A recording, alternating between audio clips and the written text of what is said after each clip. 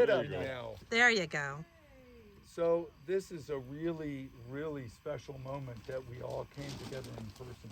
I mean, it's really, I've been looking forward to this. It's really something that so many of us showed up in person, and that we're here with each other is a moment of our lifetime. And I know that as we have had long lives, that we've had challenges in our lives. And as we get older, we realize that one of the things about going through challenges is that you learn, however hard or difficult those challenges are, that there's something to learn from them, that there's something that you gain from going through tough challenges. And I've been going through some challenges lately, and I want to share with you because I've gotten some wisdom from what I've been going through, and I think it's totally relevant to us being here. So I'm going to tell you two stories. So the first story is, 2 years ago when I first got cancer, I got involved with some Facebook groups. There's Facebook groups for colorectal cancer and thousands of people on these groups. And what I found was interesting is that there were people who were naming their tumors. And I thought, well, why do you do that? And that's because you can talk to your tumor and have a conversation. So I named my tumor Hubert Lumpfree. It was aspirational because I wanted to be lump free. And I entertained a conversation with Hubert, and the conversation was, I will learn the things that you came here to teach me if you will leave the building. Now, he didn't keep his side of the bargain, but I did learn 3 really important things from Hubert that's really relevant to us being here tonight. And the first is that there's nothing more important in my life than the people that I love and care about. The second thing was that I have to take care of myself, or I can't be there for people that I care about. And the third thing that was perhaps the most important thing is to live in this present moment. And I gotta say, this is a beautiful present moment for us. Oh. So that was one story, and it really helped me, particularly the thing about living in the present. Because, you know, when you go through this kind of stuff, you get all freaked out about what's going to happen in the future. Your mind goes crazy. You're thinking about, you know, what's going to happen. And, you know, what your mind makes up about the future, I'm not saying it's not valuable, but it's not the truth. The only thing that's real is what's here right now in this present moment. And when you focus on that, then you can come back to yourself and realize that there's nothing really wrong now. This is a beautiful moment. Hey, I got lights. Oh, come on. So the second story is, you know, as my journey continued, my cancer spread and I ended up being stage 4. And that was a scary moment, right? I mean, my mind was freaking out. And again, I remembered to be present, and it really helped me because I was able to get control of that, you know, fear of the future, all that stuff, right? And one of the things that would happen is, you know, people would express their sympathy for what I was going through, which I really appreciate.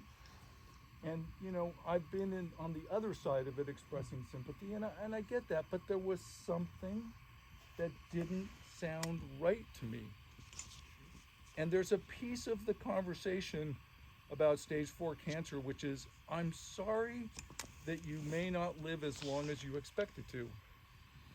And that part of it did not make sense to me because things had changed for me. And in particular, what I realized is that when I spend time with people that I love and care about, that time expands. And I'm a computer scientist. I'm like, well, that's interesting. You know, how does that make sense? And when you look at it, you know, Einstein proved that time is relative. So time is not exactly what we think it is. And we learn as we grow up that there's a difference between the quantity of time and the quality of time. So that's one of the things we learn as we get older. The other thing is that time is subjective. You know, sometimes a week just goes by like that.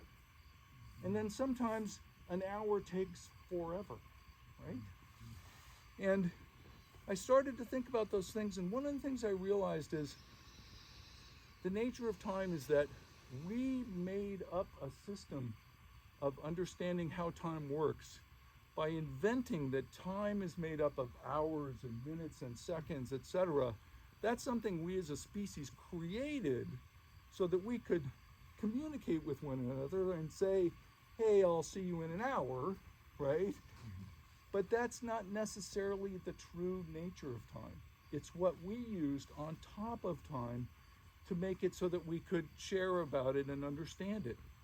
Now, one of the things that happens when you quantify time is you make it a scarce resource. And so we say life is short. And we say there's only so much time.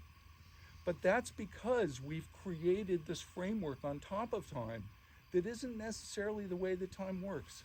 So one of my bosses at work, his boss had grown up in Kenya and had been friends with a very famous author in Kenya. And she has this saying, she says, life is long. And so for me, what I've learned is that in your head, life is short, because that's that quantification. In your heart, life is long. And I even have a kind of a weird, this is the weird part, have a weird feeling that as you approach your moment of death, that you become more present. You know, it's like, oh, that's going to be a hell of a moment, right? You're like, whoa, here it comes, right? And because you're so present, you'll step into the next minute and that minute will expand. And you'll step into the next second and that second will expand. And time will keep expanding until it becomes infinite and disappears. And I don't know why that makes sense to me, but there's even anecdotal evidence because people say that their lives flash before their eyes at the moment of death. And that's because your whole life fits in a very small amount of time. So I just want to say how grateful I am to be here, to be present with you, and to be expanding time with you. So thank you for being with me. Thank you for being here, because this is a very special moment for all of us. This may never happen again. So I love you all. Thank you. Oh, blessed be. Thank you, John. That was beautiful.